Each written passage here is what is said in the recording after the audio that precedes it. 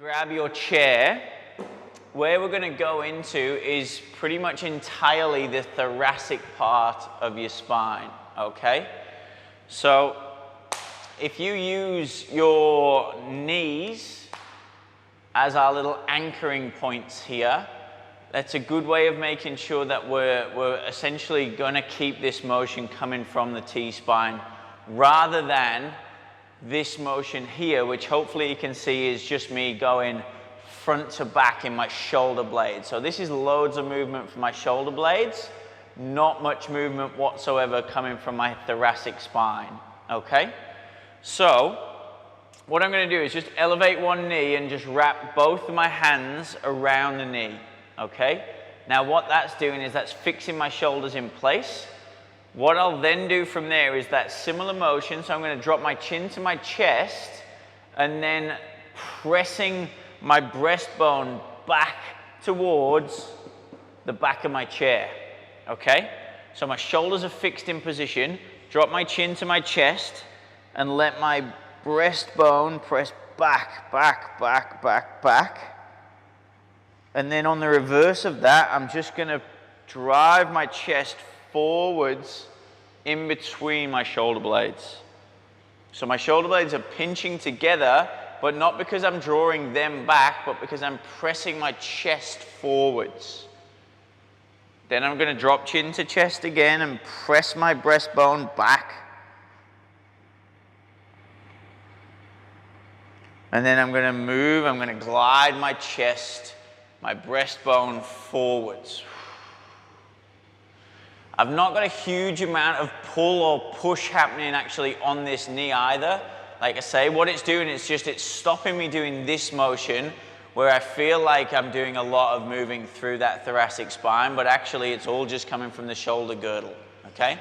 So if I just flip my orientation this way just quickly, again, you might be able to see the depth through my protract here as my chin comes towards my chest and as I press my breastbone back, and then I drive my breastbone forwards, leading with that, and just come into a position where my chin and my neck is nice and neutral.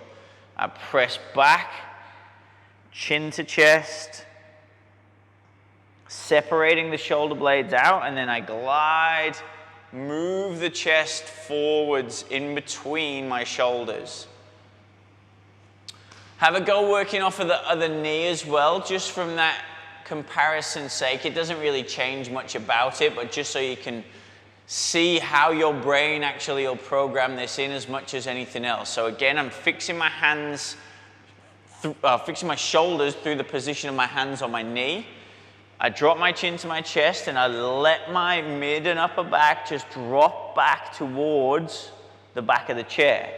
So again, what I'm not doing is I'm not tucking my tailbone and going through this sort of cat-cow type motion, this seated cat-cow motion.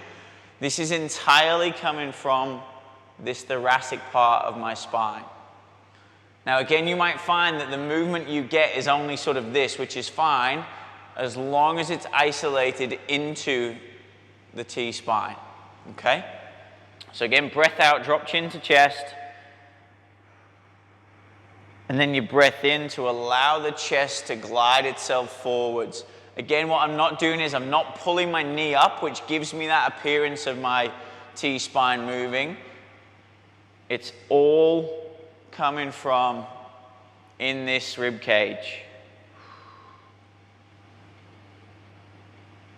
Cool. Take a bit of time working on that. Spend time doing it because it's something that we don't isolate very frequently. So if you didn't necessarily get that straight away, just try and keep working on it, okay? You're going to finish up with this kind of cat-cow version, but also hip flexor stretch, just so that we can follow on from last week too. So in your nice and stable position here, so your 4-point position, all you're going to do is step into a half twist position. So I've got my right foot up towards my right hand, okay?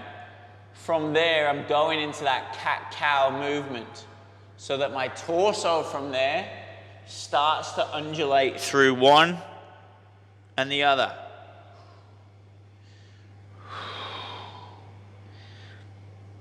So with this, I am looking at that nice wave of the spine, okay? So where I'm at with my right foot up towards my right hand, my left knee's planted, both hands under my shoulders. All I'm doing is the cat-cow motion through the whole length of my spine here. Again, the movement that you get might not be huge,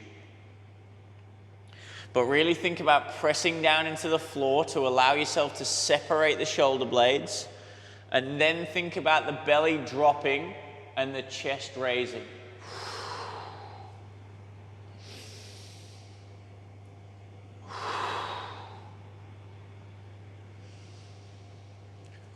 Just go for 2 or 3 reps there, and then we'll change off to the other side. So again, it's from that 4-point position. Step with left foot towards the left hand. And then from there, my spine undulates. I drop my chin to my chest, tuck my tailbone. Then I drop my belly, raise my collarbones up.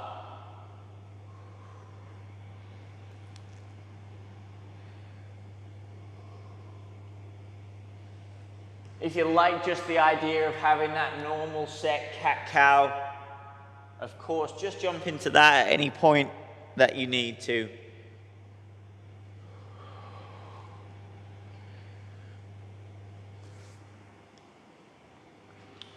But again, just trying to go into a couple of different importance levels, I suppose, of being able to move this thoracic part independently from this lumbar part and the tailbone and up in the neck, rather than being one rigid spine that doesn't do an awful lot of moving that it's kind of designed to do from this part in the thoracic in particular. So thank you guys.